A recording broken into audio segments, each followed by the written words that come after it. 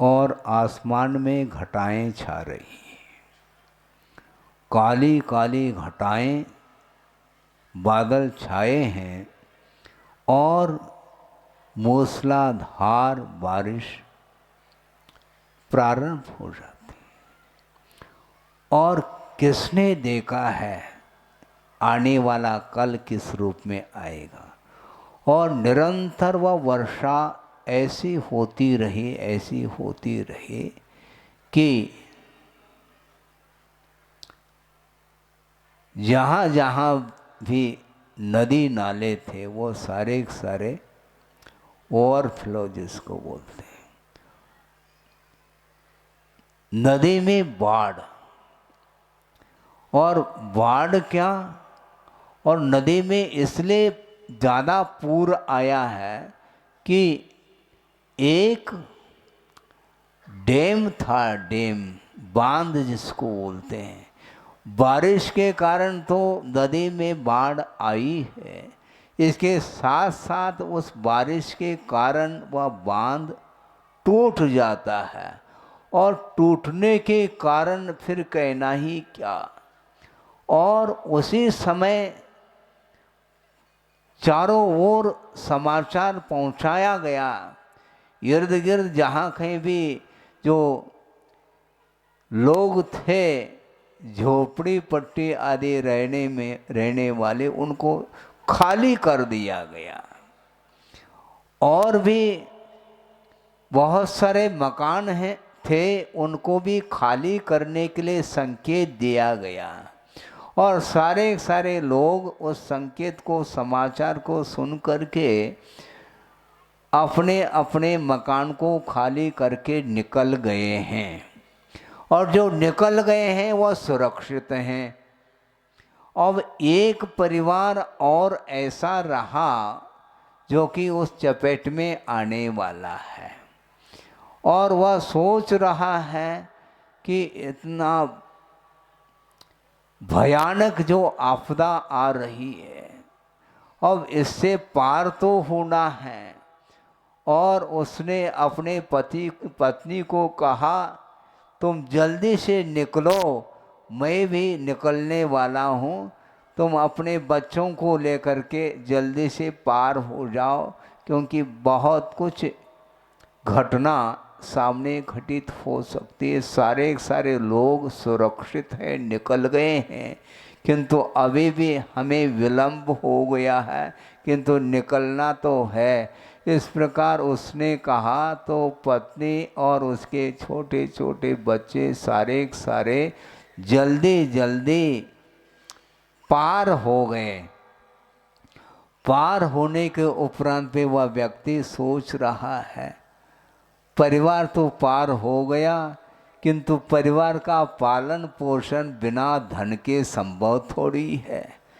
इसलिए उसने सोचा कहाँ पर क्या क्या वस्तु पड़ी हैं, वो सारा ढूंढने लग जाता है। और तिजोरी को खोल करके वह सारी संपदा को उसने बांधने का प्रयास कर रहा अपनी पोटली में। और वह इसमें विलंब हो गया, और वह जाना तो चाहता है, किंतु उस बहाव में बह रहा है। क्यों बह रहा है? जो बहरा होता है वही बह जाता है, ये ध्यान रखो। सारे लोग तो एक बार समाचार सुनते ही निकल गए, और इसने आनाकानी कर ली, और थोड़ा बहुत और जो है प्रबंध करने के लिए लग गया, और बहाव में बहता चला जा रहा है, और वह डूबता चला जा रहा है, और उस बाढ़ में बहता बहता बहता गया है, और उसका अवसान हुआ है। किंतु उसकी मुट्ठी में जो पोटली थी वो अभी भी बंधी हुई पाई गई। सोचो, इसको बोलते व्यामोह की पराकाष्ठा, मोह की पराकाष्ठा इसी को बोलते हैं। अपने जीवन की रक्षा की बात नहीं, किंतु जीवन की रक्षा के लिए वह धन संपदा की ओर दृष्टि जाती है। धन संपदा फिर से मिल सकती है, नौकरी चाकरी कर लो तो पुनः धन एकत्रित हो सकता है, किंतु मोह के साथ जो संचित जो वित्त है उसको वह छोड़ना नहीं चाहता। भले ही प्राण छूट जाए तो परवाह नहीं के लिए वो चाहिए हमारे लिए। इसलिए आप जहाँ कहीं भी जहाँ से भी आए हैं, आप यहाँ पर तो हो, किंतु वहाँ पर ताला लगा हुआ मिलेगा मकान के लिए, क्योंकि कोई चोर आकर के लूट न ले। तो संपदा के प्रति, वैभव के प्रति, धन आदि के प्रति जो मोह जागृत होता है, इसलिए उसका उपयोग, उसका मन लगता नहीं है। प्रभु के सामने भी मन लगना खेल नहीं है बंधुओं, क्योंकि परिग्रह लगा हुआ है। परिग्रह का अर्थ ही है चारों ओर से वह आत्मा को ग्रसित करता है। परि आसमंतात आत्मानं गृह्णाति इति परिग्रह, चारों ओर से आत्मा को वह जकड़ लेता है, उसका नाम परिग्रह बोला है। इसलिए उतना ही परिग्रह रखो, ज़्यादा रखोगे तो स्थिति उस प्रकार की हो सकती है। और ये घटना जहाँ तक मुझे स्मरण है 1952 की घटना है। पूना में एक बांध था, वह टूट गया और उसके कारण यह बाढ़ आ गई थी और ऐसी घटना घटी। और गुरुदेव ने समाचार पढ़ा होगा पेपर में, उन्होंने सुनाया था कि इस प्रकार की घटना घटती है। तो इस प्रकार अतीत में कितने बार जो है अकाल मरण को प्राप्त किया, जिसका कोई भी हिसाब किताब नहीं है। न हिसाब है न किताब है, दोनों नहीं है, ध्यान रखो। लेकिन अभी भी संसारी प्राणी शरीर की रक्षा करने के लिए लगा हुआ है और एक दूसरे के साथ वह बैठ करके आनंद का अनुभव करता है। वह राग का आनंद है। शारीरिक और मानसिक जो शांति है वह तात्कालिक है, बल्कि वह शांति पराधीन शांति मानी जाती है। जब तक संपदा है तब तक आप आनंद के साथ निश्चिंत हो करके सो रहे हैं, अन्यान्य कार्य भी कर रहे हैं। किंतु जिस समय यदि मान लो इस प्रकार की कोई घटना घटती है तो उस समय होश हवास खो जाता है। अपने आप की रक्षा तो करना चाहता है संसारी प्राणी, किंतु आत्मा की रक्षा पर वस्तुओं से संभव नहीं। आत्मा की रक्षा आत्मा के द्वारा ही संभव है। अपने आप में आना पड़ेगा। आप अपने आप में रहते हैं क्या महाराज, हम दूर दूर से आए हैं, आप अंदर कहाँ हैं? आप तो बाहर ही घूमते रहते हैं। हाँ, बाहर रहने वाले को क्या कहा मालूम है? जो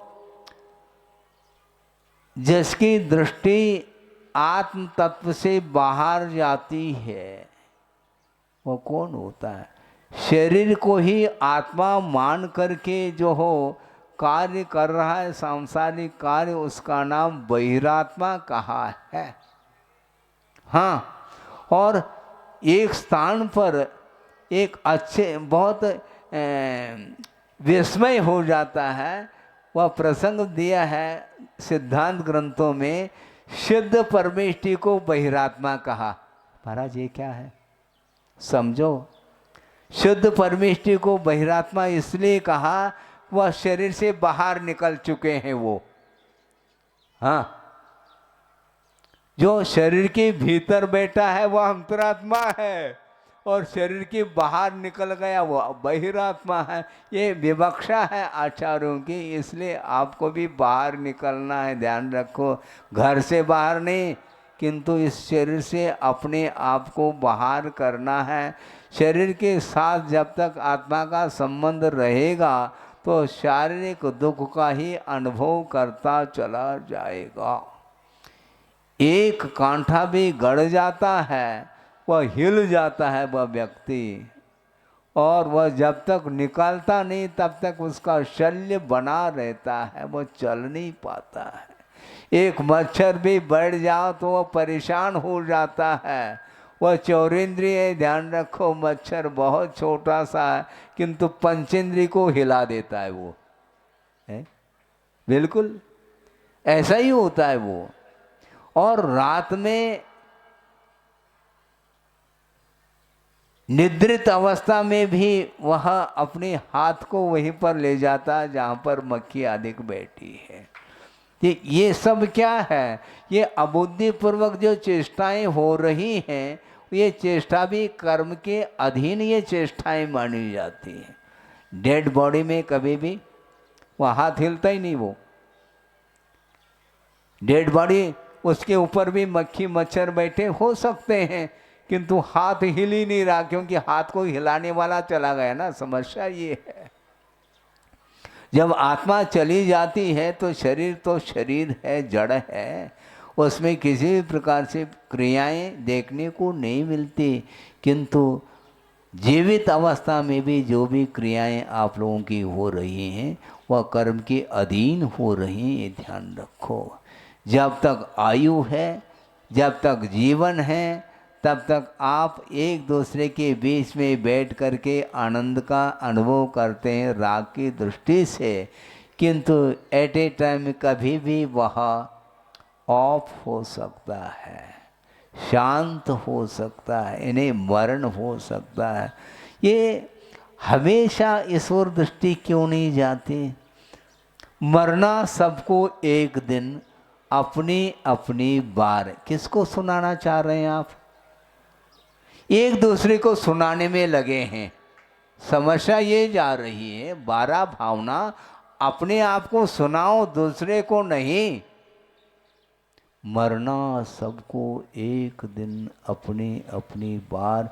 इस प्रकार जब चिंतन का विषय बनता है तो भैया फिर कौन सा पदार्थ शाश्वत है? जब शरीर ही छूटने वाला है तो संपत्ति तो बिल्कुल ही पृथक है हमसे। जहाँ देह अपनी नहीं तहाँ न अपनों को। ये सारे आप लोगों को ये पंक्तियाँ कंठस्थ हैं, किंतु आचार्य कहते हैं कंठस्थ करने से कुछ नहीं होने वाला, हृदयंगम होना चाहिए, हृदयस्थ होना चाहिए। जब मरना है एक दिन तो किसकी इच्छा है? जीने की इच्छा आदि आदि क्या मामला है ये। किंतु महाराज ये आपका विषय हमारे लिए तो आउट ऑफ कोर्स जैसा लग रहा है। आप 12 भावना है, वैराग्य भावना है, षोडश कारण भावना है, मेरी भावना है, आप पढ़ो। फिर तेरी भावना क्या है हम पूछना चाहते हैं। हाँ, मेरी भावना तो है, मैं पढ़ ही रहा हूँ, तेरी भावना क्या है मुझे बताओ तो सही। महाराज हमारी भावना तो इससे भिन्न है। क्या है? हाँ, महाराज कह रहे मेरी भावना है, वो मरी भावना है, कह रहे हो वो भावना ही मर चुकी, हम क्या कहा जाए। सोचो विचार करो। लेकिन यह ऐसा संसार चल रहा है, उसको एहसास नहीं होता। अनंत बार मरण को प्राप्त हुआ है, फिर भी मरण से भीति उत्पन्न होती है और अपने आप की रक्षा का भाव कर लेता है वो। सोचो विचार करो। महाराज फिर कैसे करें? क्या कुछ करना नहीं आपको? जो कर रहे हैं वो ना करें, बस इतना हमारा कहना है। क्या करें ये नहीं पूछो, हम ये बताना चाहते हैं आप जो कर रहे हैं वो ना करो। तो क्या करना महाराज? जो कर रहे हैं वह ना करो का अर्थ सांसारिक क्रियाओं को कम करिएगा आप, और ज़्यादा से ज़्यादा धार्मिक क्रियाओं के लिए समय देना चाहिए। कभी भी वह मृत्यु सामने खड़ी हो सकती है, उस समय थोड़ा सा काम रह गया है फिर बाद में हमें ले जाना नहीं। यमदेव आता है, यमदेव कोई वस्तु नहीं किंतु व्यवहार में ये बनाया जाता है कि यमदेव खड़ा है आपको ले जाने के लिए, वह कान पकड़ करके ले जाएगा, वो तुम मना नहीं कर पाओगे। हाँ, ये का 5 मिनट थोड़ा थोड़ा और समय है। हाँ, एक थोड़ा सिग्नेचर करना है, उसको करके आता हूँ, तब आप ले जाना। नहीं, कुछ नहीं, मैं कर लूँगा सिग्नेचर, तुम्हें करने की आवश्यकता, चलो। ये कहता है वो। मरण आ गया तो रुक नहीं, वो गाड़ी रुक नहीं सकती, एक समय के लिए भी संभव नहीं। हाँ, हालांकि स्वर्ग में अकाल मरण नहीं है, किंतु अंतिम समय में आया है तो वो बस अनंतर समय में वह निकल जाएगा। और इतने सागरोपम आए तक हम कितने अप्सराएं हैं वहाँ पर, एक देव के प्रति मिनिमम 32 देवांगनाएं रहती हैं, और मैक्सिमम तो कुछ अनगिनती है। अरबों की संख्या हो जाती है, करोड़ों की संख्या हो जाती है, और उसके उपरांत विक्रिया के माध्यम से और संख्या बढ़ती चली जाती है। और सागरोपम आयु तक उस विलासतामय जीवन जिया है। इसके उपरांत जिस समय मरण का समय आता है, चलो कहाँ नहीं पूछो, जहाँ चलना है वहाँ पर चलना है बस।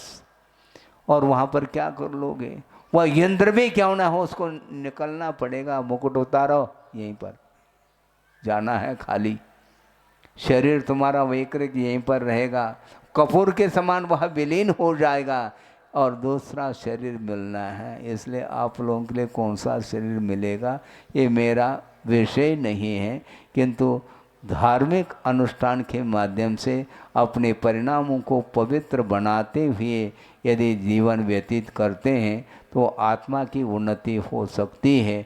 नहीं है तो उस बाढ़ में जिस प्रकार व्यक्ति बहता चला गया, उसी प्रकार अनंत बार हमारा जीवन इसी प्रकार विषय रूपी बाढ़ में बहता चला गया है। और भविष्य में इस प्रकार के बाढ़ से बचने के लिए प्रभु की आराधना करते रहें, गुरु की आराधना करते रहें, जिनवान की उपासना करते रहें। उसके माध्यम से ही आत्मा का उद्धार हो सकता है। और हो इस पवित्र भावना के साथ।